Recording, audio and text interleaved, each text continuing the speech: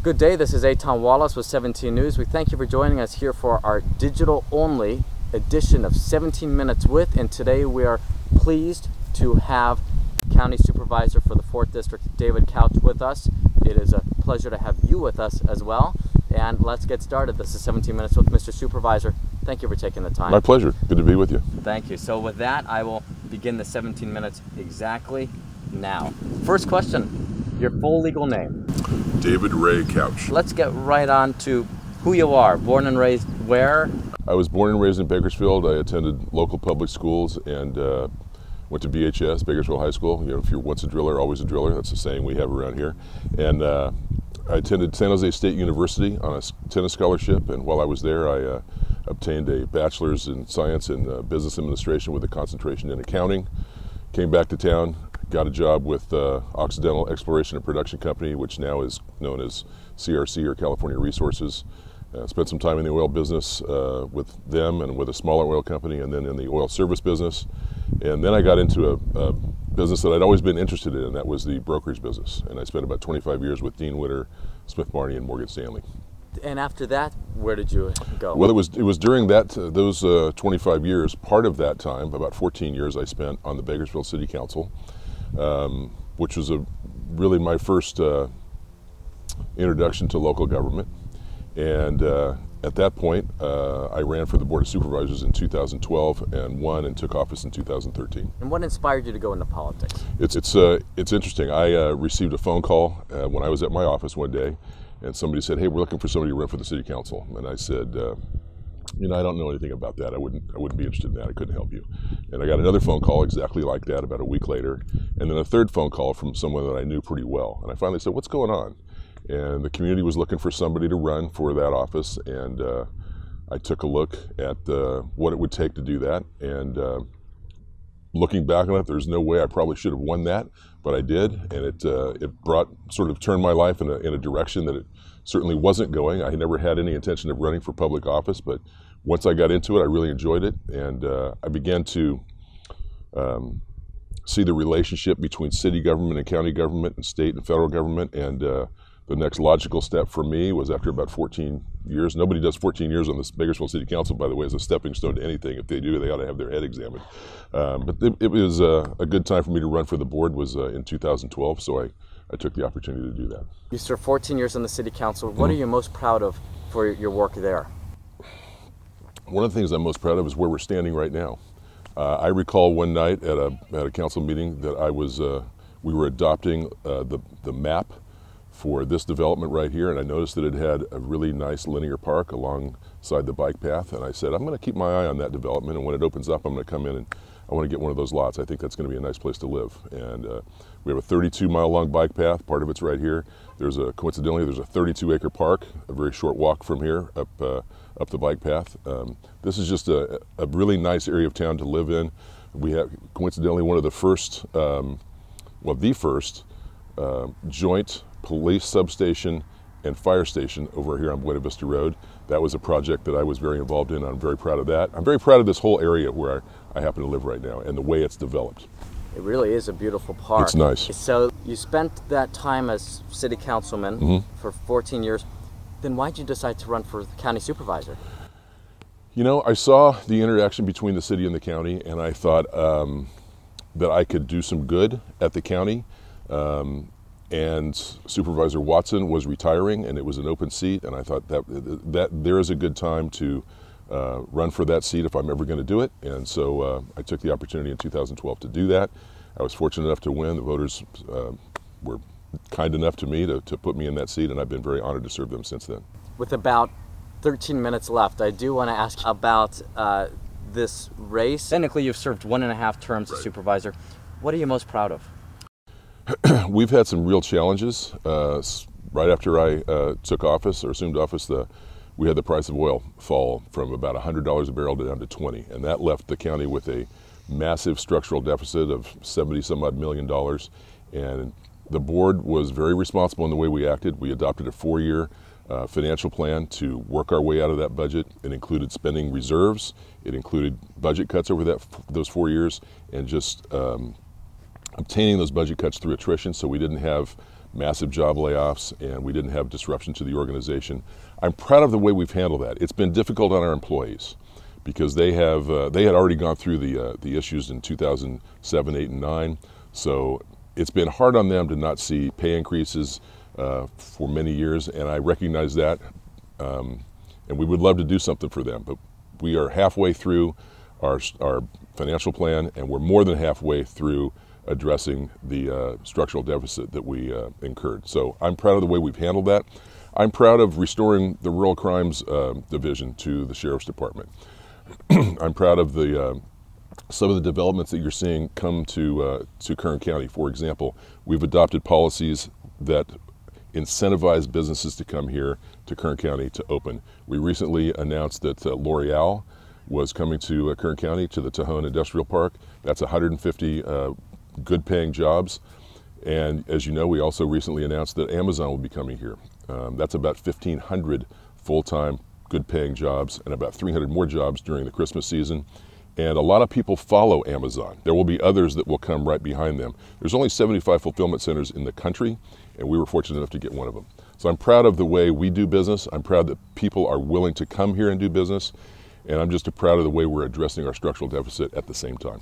And let's talk about the election now. Mm-hmm. This election was not supposed to take place technically for the seat for another 2 years, Mm-hmm. at least as of 2 years ago, but a judge ruled that all the map needed to be redrawn, and now that it's a majority district, because of that, this district has to have an election as soon as possible. Yes, whichever district became that second majority district was the district that needed to have an election in 2018, right, even if it wasn't normally scheduled.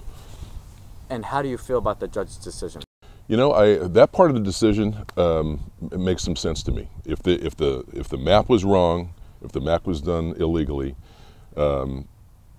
which predates me, by the way, it predates a majority of the board, wasn't even on the board at the time, then it does make sense to right that wrong as soon as possible. It's been a little bit of a challenge. I've only been really the supervisor for this district as it's newly constituted for the last 100 days.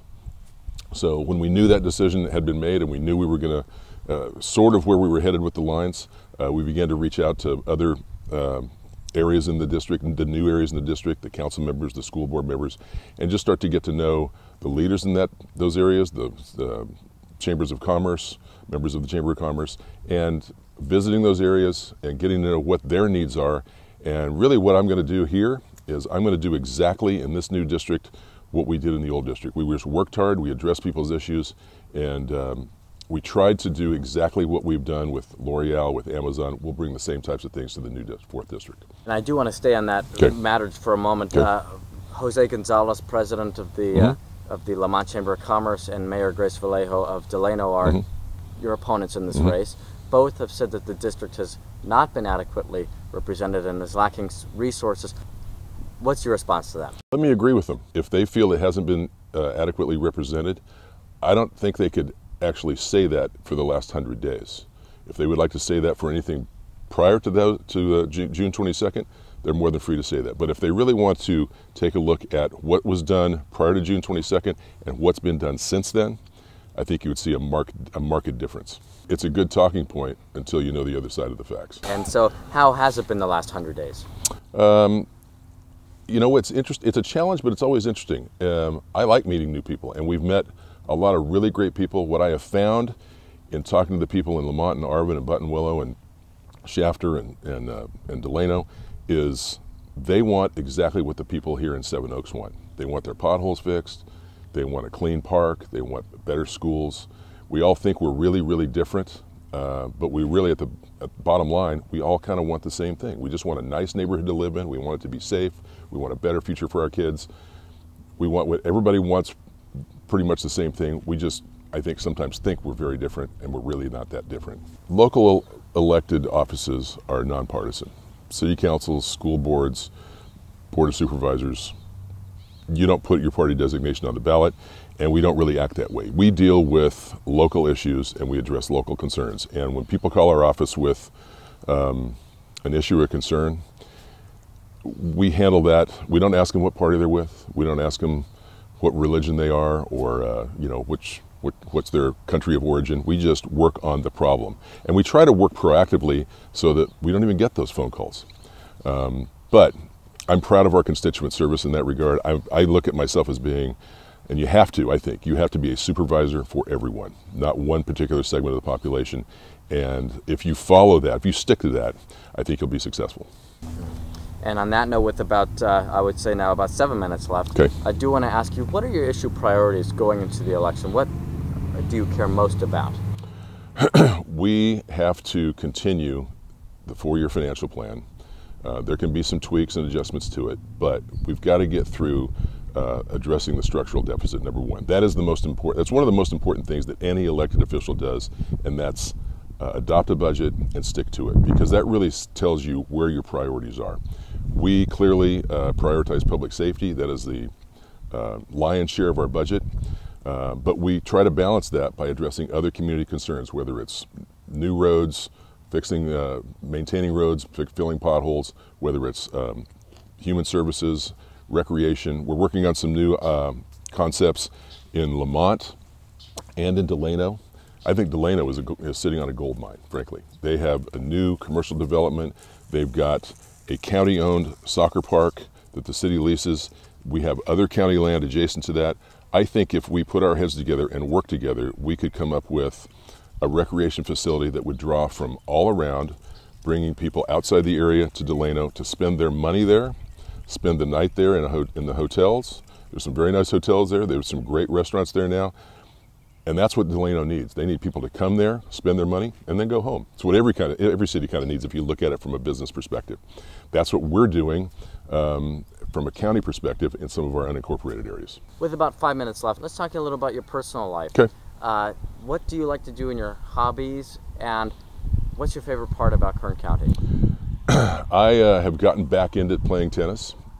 It's a great sport. You can play it all your life. I kind of gotten out of it because I'd gotten busy with work and with government and everything else in my life. I've gotten back into that, and at the same time, I've gotten into playing something called pickleball. I don't know if you're familiar with that, but it's kind of one of the fastest growing sports in the country.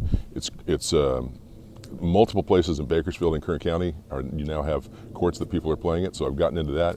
I love to read. I've gotten back into reading, just making myself pick up a novel and just read something for the enjoyment of reading. I also love to ski, but I haven't gone in a long time, so I guess that's a potential that I might get back into, but I'm not very good at it, but I enjoy it. What I love about Kern County is, frankly, its people.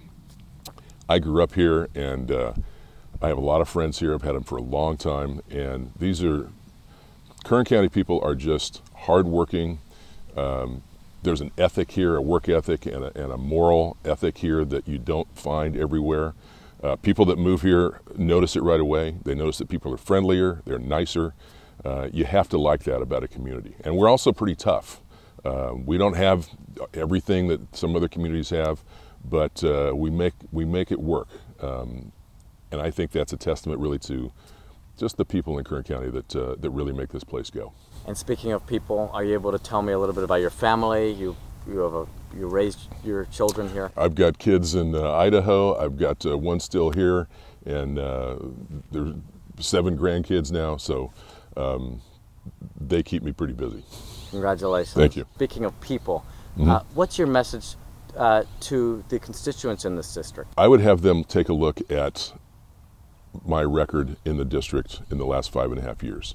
If you ask the city council members and the city managers and the people that live in Taft and Pine Mountain Club and Fraser Park and Buttonwillow and Wasco, were they satisfied? Were they happy with county government in the last 5.5, 6 years? Do they feel like they were heard, they were paid attention to, and the county worked on their problems?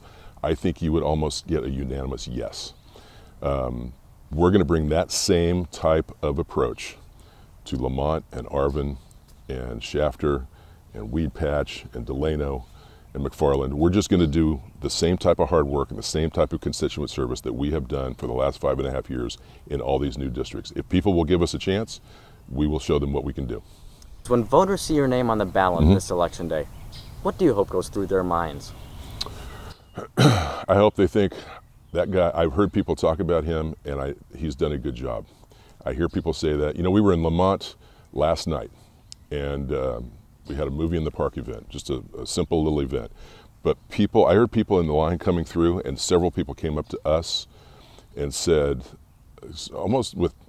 got misty-eyed about it, and they said, you know, no one's ever done anything for us out here like this. And it kind of shocked me, because I assumed some of these things had been going on. And I just sort of said to them, well, it's a new day, and expect to see us here more often. And here's my business card, and if you have any issues about anything, let us know. That's going to be our approach. It has been our approach all along. It's worked so far, and if people give us a chance, I hope that's what people think when they see my name on the ballot.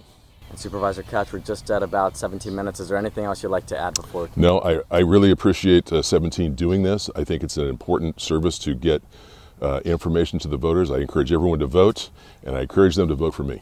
All right. Well, thank you so much for taking the time today. This has been 17 Minutes With, and today we're privileged to have Supervisor David Couch. Mr. Supervisor, really appreciate you. My pleasure. Thank you very much. And on behalf of everybody at 17 News, we thank you for tuning in. Remember, 17 News is your local election headquarters. Today marks about just over a month until Election Day, so remember to get out there and register and to vote. So on behalf of everyone here at 17 News, I'm Eitan Wallace saying, so long, everybody.